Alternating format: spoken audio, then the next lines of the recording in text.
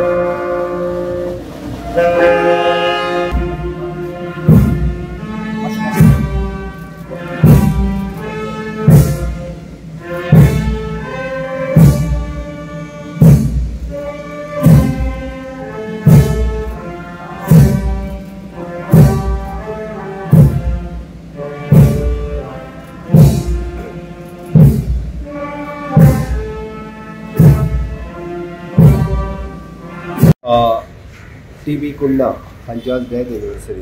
सगळ्यात पयली टी.बी. कुन्ना हांकां हांव आर्गां ओंपता. गोंय सरकारच्या वतीन, गोंयच्या लोकांच्या वतीन तांच्यांनी केल्लें डेडिकेशन्स गोंया खातीर, गोंयच्या फ्रिडम स्ट्रगला खातीर, ते गोंयचे फ्रिडम स्ट्रगल मुवमेंटांतले हिरो आशिल्ले.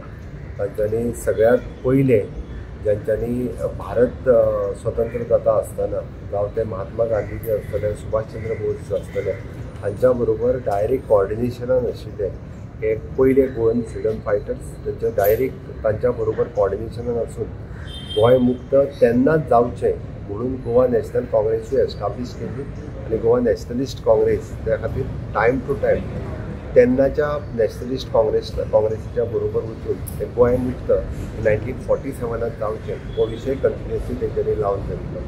बट तेद्या वेळार ते जावपाक शकले ना. बट तेंच्यांनी केल्ल्या डेडिकेशना खातीर 1961 गोंय मुक्त जालें.